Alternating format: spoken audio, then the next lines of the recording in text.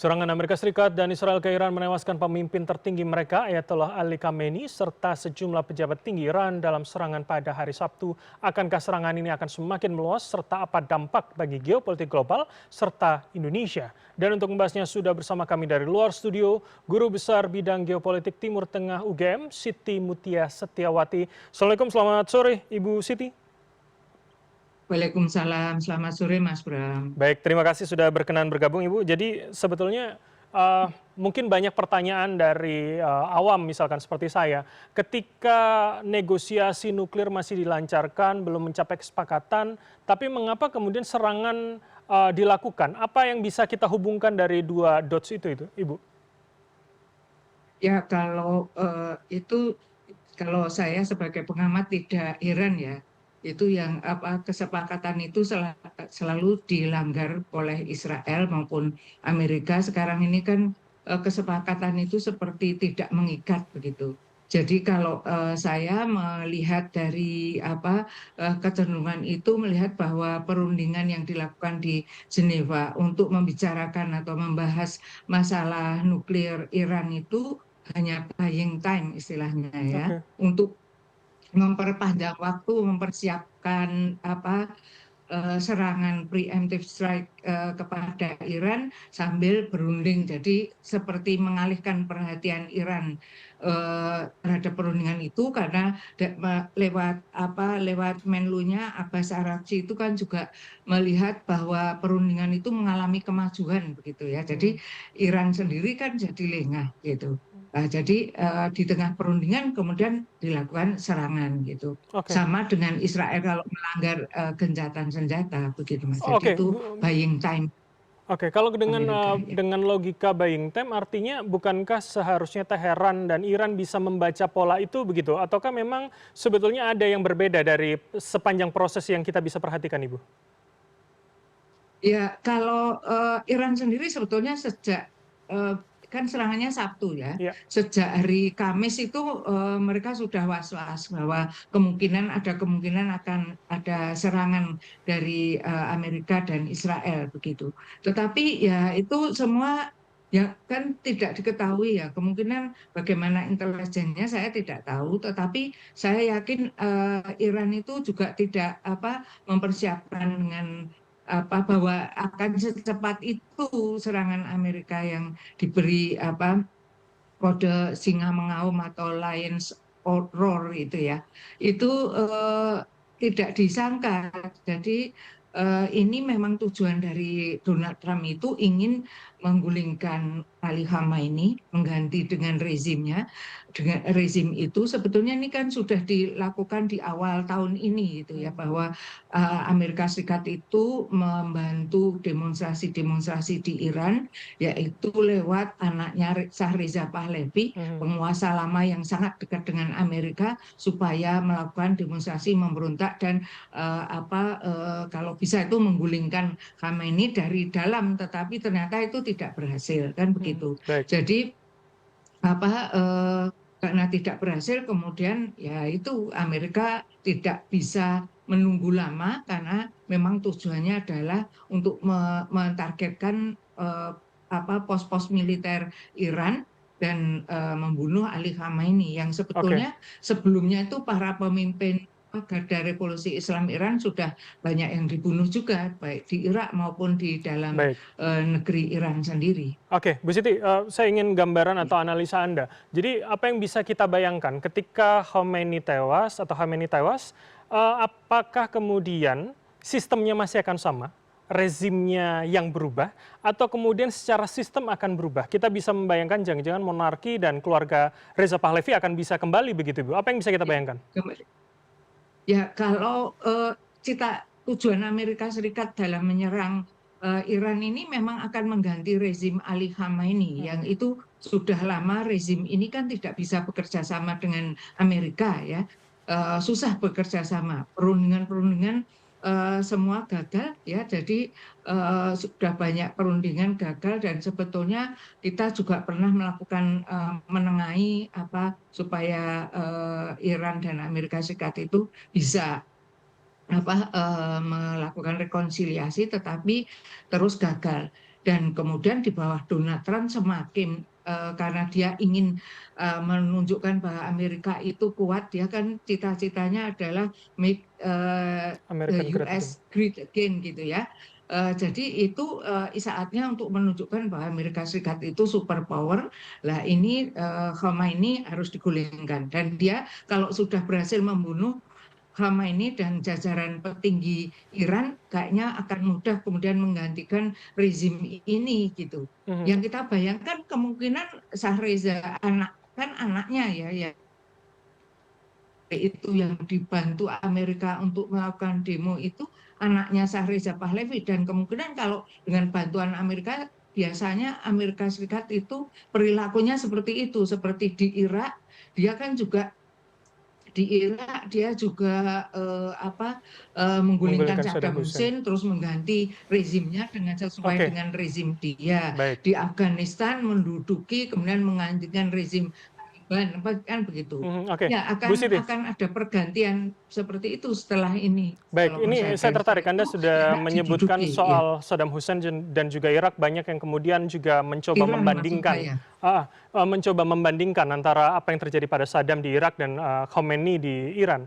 Kalau kemudian ada yang menyebutkan Saddam memang sangat sentralistik pada sosoknya, jadi ketika orangnya hilang maka semua sistemnya berubah.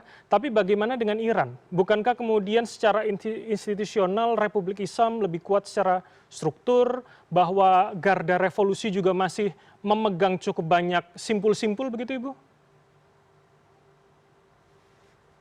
Ya, kalau Iran di sini memang kalau sistem pemerintahan Iran itu sangat tergantung pada pimpinan spiritualnya ya. Mhm. Dulu Ayatullah Khomeini itu sudah mengkader Ali Khamenei ini ya. Ini kan kaderan Ayatullah Khomeini. Sehingga ketika Ayatullah Khomeini meninggal, Ali Khamenei menggantikan, tidak ada guncangan apapun. Mhm. Nah, saya terus terang tidak melihat ada kader yang kemudian ada kader yang telah dirintis oleh Ali Khamenei untuk menggantikan dia gitu ya.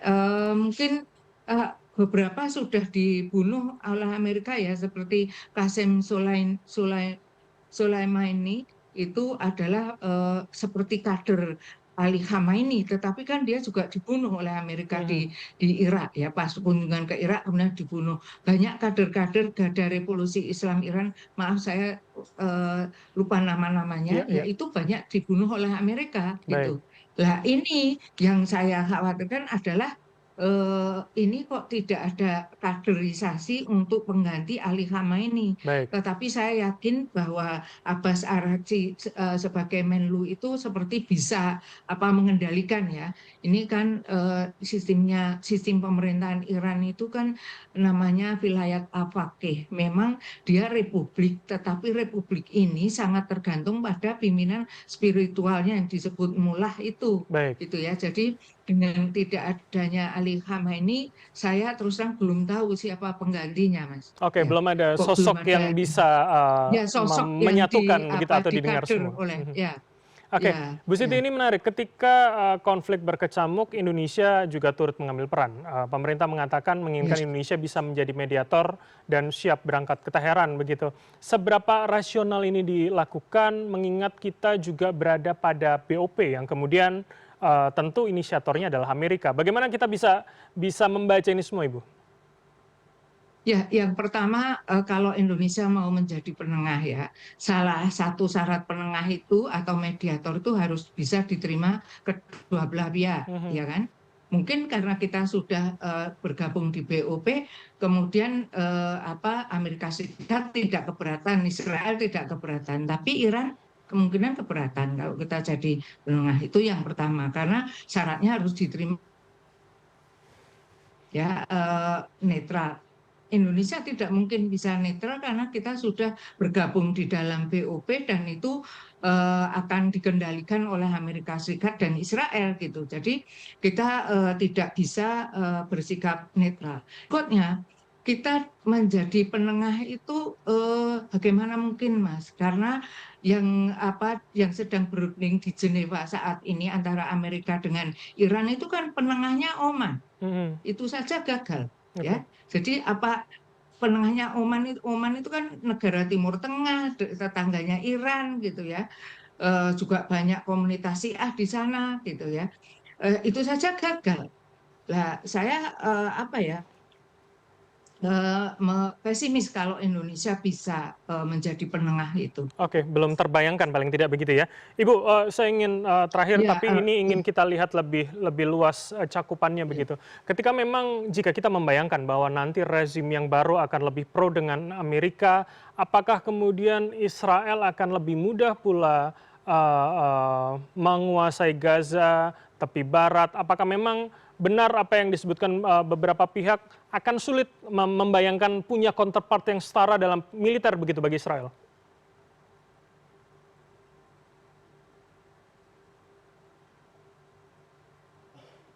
Bu Siti? Ya, ya Mas kok putus ya. Tapi halo, Ya, silakan. ya halo, ya bisa didengar Bisa, saya? silakan Ibu. Ya, kalau sebetulnya tanpa menghancurkan Iran itu Israel dengan backup Amerika yang unconditional atau tanpa batas, tanpa syarat itu dia sudah berhasil. Sekarang Gaza itu 95% porak-poranda ya, 2 juta orang jadi pengungsi, 70.000 orang sudah terbunuh, ya dia sudah berhasil menekan Palestina dan membungkam negara-negara Arab. Nah, kalau Iran ini dia berhasil menyerang, ya kan tentu saja akan tambah berhasil, tidak hanya menguasai Palestina, kemungkinan menguasai negara-negara Arab yang lain gitu. Hmm, Ya, jadi ini yang hmm. eskalasi ini yang kemungkinan akan mengerikan Baik. gitu. Serangan ini kan tuduhannya adalah Iran mempunyai senjata pemusnah massal, ya nggak? Dia diserang oleh 2 negara yang mempunyai senjata nuklir juga.